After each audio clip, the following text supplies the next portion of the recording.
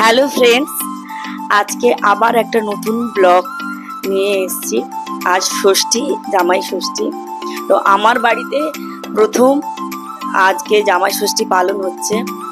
12 বছর আগে আমার মা মারা যায়। আমরা 3 বোন, আমি বড়। তো মা মারা যাওয়ার পর ষষ্ঠী তো হয়েছে আমাদের, কারণ আত্মীয় স্বজন আমাদের অনেক রয়েছে। মাইমা, মাসি বা জেঠিমা, কাকিমা সবাই ফটা দিয়েছে। তো এই বছর প্রথম আমরা কোথাও গেলাম না, কারণ আমার ছোট বোন জামাই ওরা নেই, ওরা বোম্বেতে আছে। তো সেই জন্য আমি আর এই যে আমার মেজ বোন আর ওর জামাই এই আমার বাড়িতে আমরাও এসছেন। এখানে আমার গলা অসম্ভব বসে আছে, তাই আমি হাতে নিয়েই কথা বলতে হচ্ছে। জানি না কেমন সাউন্ড আসবে। তো আজকে প্রথমবার আমার বাড়িতে ষষ্ঠী পালন করলাম। মা নেই, তার তো অভাব কেউই পূরণ করতে পারবে না। যেমন বাবা মা না থাকলে সন্তানরা যেমন অনাথ, সেই রকম এই ষষ্ঠীর দিনে যেই সব জামাইরা তাদের শাশুড়ি মা নেই, তো তারাও একটা অনাথের মতোই ফিল করে। তো এই দিনটাতে ওরা যাতে খুব মন খারাপ না করে, সেই জন্যই আমি বা বোন বাবা আমরা চেষ্টা করি যে ওদেরকে একটু ট্রিট দিতে এই দিনটা। তো আমরা আজকে কি কি বানিয়েছি ওদের জন্য সেটাই দেখাবো। প্রথমেই এখানে রয়েছে শাকের ভাজা।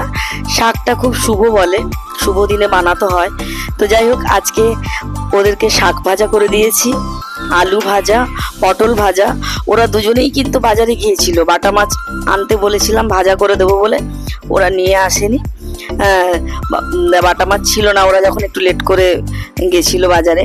তো এখানে চিংড়ি এনেছিল, চিংড়ির মালাইকারি, আর রয়েছে মটন, আর চাটনি করেছি, আর তার সঙ্গে রয়েছে দই, মিষ্টি আর আম।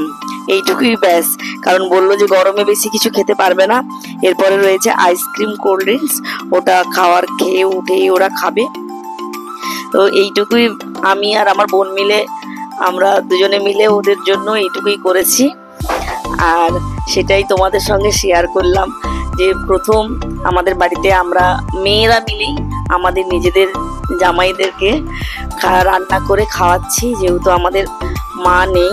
তো আমাদের জামাই খাতির কেমন লাগলো তো সেটা কমেন্ট করে অবশ্যই জানিও সবাই। তো আমরা মেয়েরাই মিলে ওদের আজকের দিনে ফোঁটা ওদেরকে দিইনি, কারণ ফোঁটা দেওয়া সম্ভব নয়। তো দিনটাকে একটু স্পেশাল করার চেষ্টা করেছি, এই সঙ্গে শেয়ার করে নিলাম। ভালো থেকো বন্ধুরা, আবার নেক্সট কোনো ব্লগ নিয়ে দেখা হচ্ছে।